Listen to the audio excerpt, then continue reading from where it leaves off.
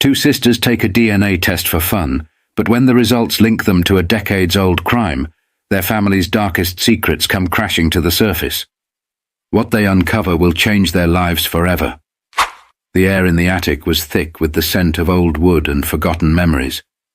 Aaliyah and Amara, identical in looks but contrasting in personality, stood shoulder to shoulder, sifting through stacks of faded photo albums, antique jewelry, and boxes sealed with brittle tape.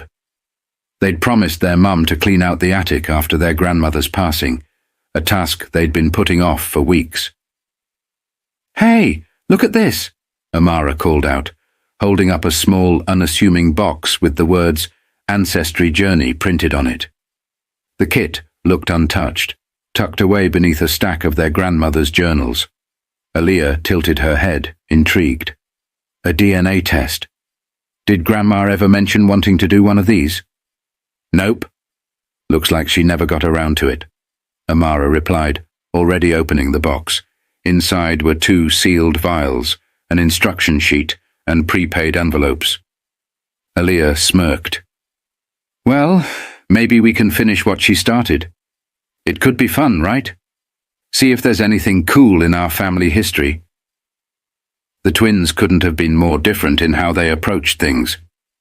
Amara, the meticulous one, carefully read the instructions, while Aaliyah, the risk-taker, already had the swab in her hand. Within minutes, the test was complete, their samples tucked neatly into the mailer. "I wonder if we're part something exotic," Aaliyah said, laughing. "Or maybe royalty," Amara added with a playful roll of her eyes.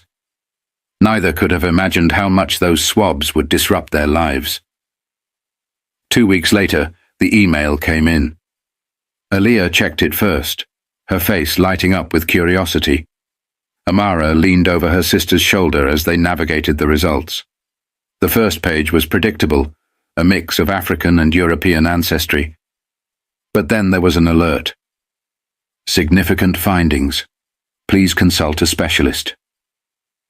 "What does that even mean?" Amara asked, her brow furrowed.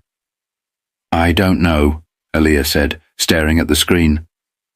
"Let's ask Mum." The twins called for their mother, who had been in the kitchen. When she saw the alert, her smile faded, replaced with quiet concern. "Let's not jump to conclusions," she said, but her voice wavered. "We'll take these results to Dr. Benson tomorrow and get this clarified." The excitement of the discovery shifted into unease. Something about their mum's tone hinted that this was no small matter. The next morning would begin a journey they never could have anticipated. The next morning, the family sat in the waiting room of Dr. Benson's clinic. The sterile smell of disinfectant mixed with the low hum of chatter from nearby patients. Aaliyah tapped her foot impatiently while Amara scrolled through her phone, trying to distract herself from the tension. Their mother sat silently, her hands gripping her purse tightly, her eyes fixed on the door leading to the examination rooms. When their names were called, the 3 of them filed into Dr. Benson's office. He greeted them with his usual warmth, but his demeanor shifted as soon as he opened the file containing their DNA results. "Let's take a look," he said, adjusting his glasses. His fingers flipped through the pages, but then they stopped. His smile faltered. "What is it?" their mother asked, leaning forward in her chair. Dr. Benson's expression was unreadable. "I need to review this thoroughly before jumping to any conclusions. Do you mind if I step out for a moment?" The room fell silent as he left, closing the door behind him. The ticking of the clock on the wall seemed louder now, each second stretching into an eternity. "Mum, what's going on?" Amara asked, her voice barely above a whisper. "I don't know, sweetheart," she replied, though her face betrayed her uncertainty. "Let's just wait for the doctor." Minutes later, the door opened again, but this time it wasn't just Dr. Benson who walked in. 2 uniformed police officers stood behind him, their faces grave. "Aaliyah and Amara, we're going to need you to come with us," one of them said. Their mother shot out of her chair. "What is the meaning of this? They're just kids." Dr. Benson raised a hand, trying to calm her. "Ma'am, there's been a finding in their DNA that requires further investigation. I can't say more here, but this is a matter of legal importance." Panic swirled in the room like a storm. Aaliyah and Amara exchanged wide-eyed glances, fear written all over their faces. "What did we do?" Aaliyah blurted out, her voice shaking. "It's not about what you did," the officer replied. "It's about something that's been found." The twins were escorted out of the clinic, their mother following close behind, demanding answers. Flashes of cameras greeted them as they stepped into the bright daylight outside. Local reporters already swarming the scene, shouting questions. And just like that, their ordinary lives became the center of a mystery that would shake their family to its core. The drive to the police station was eerily quiet. Aaliyah stared out the window, her reflection ghosting over the passing buildings. Amara clutched their mother's hand tightly, her knuckles white. No one spoke, but questions churned in their minds. What could possibly be so serious that the police had to get involved? At the station, they were escorted into a small, sterile room with a plain table and 3 chairs. A detective entered, introducing himself as Detective Harris, a tall man with a stern face but kind eyes. "I know this is overwhelming," he began, sitting down across from them. "But I need you to understand. We're trying to protect you." "Protect us from what?" their mother interjected, her voice sharp. "You haven't told us anything." Detective Harris opened a manila folder and slid a document across the table. It was a printout of the twins' DNA results. Highlighted in bold letters at the bottom were the words, "Genetic match to unresolved criminal investigation." The room seemed to tilt as the weight of the words sank in. "What does that mean?" Amara asked, her voice trembling. "It means your DNA has matched evidence collected from a crime scene, one connected to a case that's remained unsolved for nearly 16 years, Detective Harris explained. Their mother's face went pale. "What kind of crime?" Harris hesitated, then said quietly, "It's related to an abduction case." The twins exchanged bewildered looks. "But we were only babies 16 years ago," Aaliyah protested. "Yes," Harris replied, "and that's why this is so unusual. The DNA match comes from biological material found at the scene, a match to both of you. This suggests that someone closely related to you was directly involved." Their mother's hands began to shake. "No, this has to be some kind of mistake." Harris softened his tone. "That's what we're here to determine. But we need your cooperation. Is there anyone in your family, past or present, who might have been capable of something like this?" "No!" their mother exclaimed, her voice rising. "My family is not like that." But Aaliyah, who had been silent until now, asked quietly, "What about Grandma?" Her words hung in the air like a thunderclap. Detective Harris leaned forward. "Your grandmother. Did she ever talk about anything unusual? Any secrets?" Their mother shook her head vehemently, but the twins exchanged a look. The journals in the attic. Could they hold the answers? "We found some of her old journals," Amara said hesitantly. "She never let us read them when she was alive. Maybe there's something in there." Harris nodded. "Those journals could be crucial. Can you bring them to us?" Their mother hesitated, but eventually agreed. "We'll get them," she said, her voice tight. "But this has to be a mistake. It has to be." As they left the station, a chilling question loomed over them. What had their grandmother been hiding all these years? Back home, the air felt heavier than before.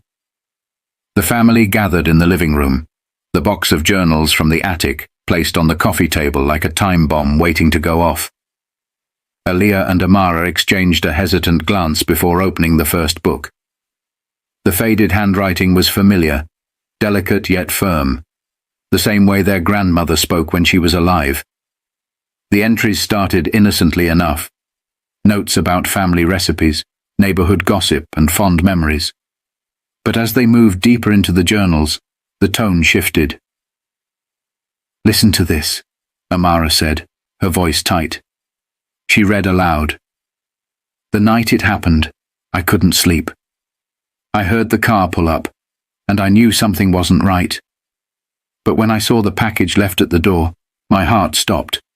I didn't want to get involved, but what choice did I have? I had to protect them. "What package?" Aaliyah asked, her voice rising.